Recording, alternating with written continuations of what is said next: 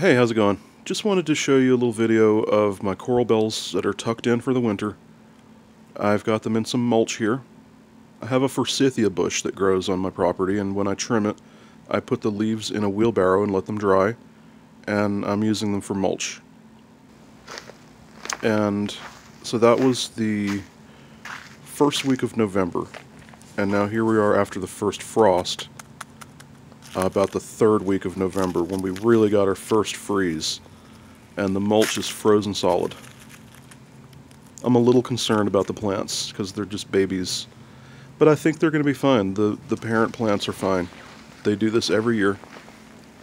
And here's the first snow. This would be the first week of December. They're just dormant. They just go dormant for the winter.